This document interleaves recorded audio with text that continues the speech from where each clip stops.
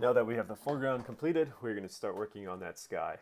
And to get working on the sky, I'm going to start with this image area in the top left, 1, 2, 3, 4, our red section. So I go to the photos that I've already color labeled red, which correspond to that image area, and I'm going to shift click on these 4 images, right click, and go down to export. Click on export, and I want to export these images as TIFFs. And you can export them as TIFFs to any folder that you choose. And you're going to want to do that with each set of 4. So you'd go to the yellow, you would right click, go to export, and export as TIFFs to that exact same folder. I like to do 16-bit TIFFs to not lose any image information, and you can use whatever color space you want. I'm using Adobe RGB just because I don't know any better. And so you'll hit export, and what you'll end up with are 12 TIFFs, and this folder is where I exported them.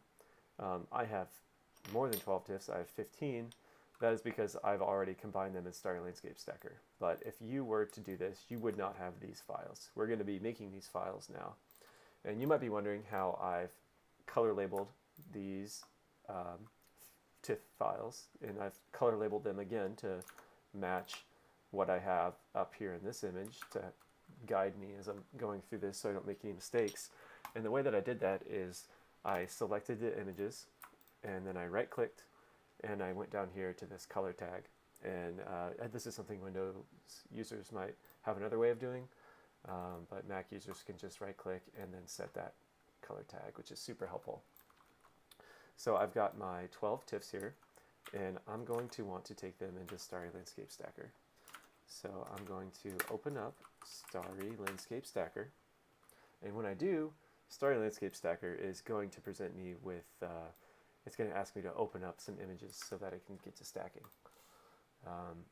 In this case, I'm going to start with the reds. I want to do the red ones. So I just want these 4 TIFFs in a row, 87 through 90.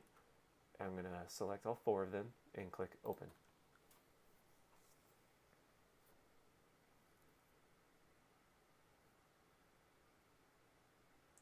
And Starry Landscape Tracker will ask me to help it identify the areas of the image that are sky. And it does its best. It puts red dots everywhere that it thinks the sky is, and it actually does a really good job here. You know, the sky is mostly filled with red dots. Sometimes it doesn't do the best job on the corners and edges here. You can see it's missed some.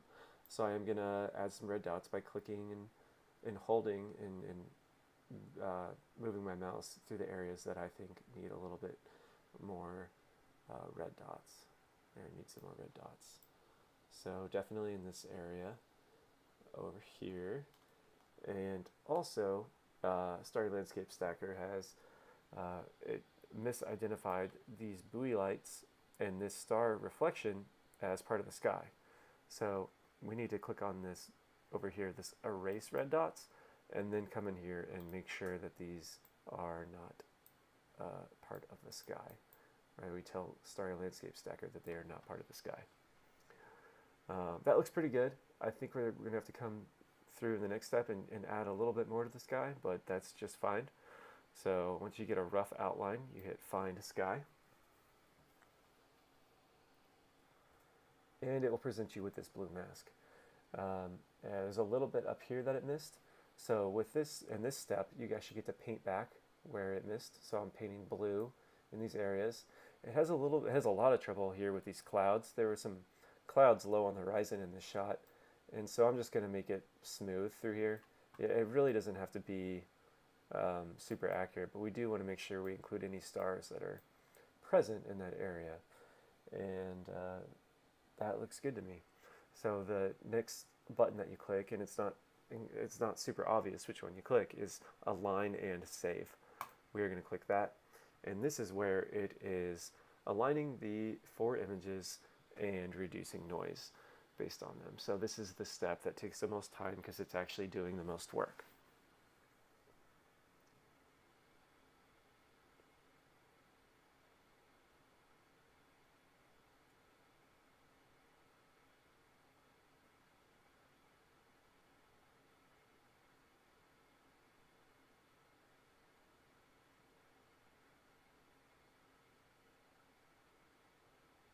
All right, so it did its job.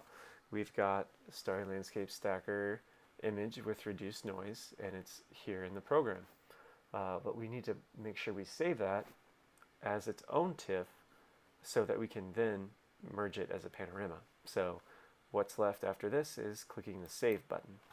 And we're going to save it as this given file name and put it right back where we got it from in this exact same folder. So you're going to want to repeat that for each set of 4 for each part of the sky. So we just did it for the red section. You're going to want to do it for the yellow and for the green. And you'll end up with, if you hit save, 3 images that are noise free. And I'm selecting them here and make sure they're included in the video. Okay, good, they are. So these 3 are my 3 clean images. They've been, their noise has been reduced in those. So I'm going to want to go back to Lightroom and drag these 3 clean images into my catalog and add them to Lightroom. You're going to import. I've already imported them, so I don't have the import selection available. But you guys can just drag them over and hit import. I'll show you where they exist here in my catalog. They are in here, right here. So I've got the 3 TIFFs that are clean here, and that's how you get 3 clean images back into your catalog. So now that I have them and they're clean, I'm going to select all 3 of them, right click, photo merge, panorama, just like what we did for the foreground.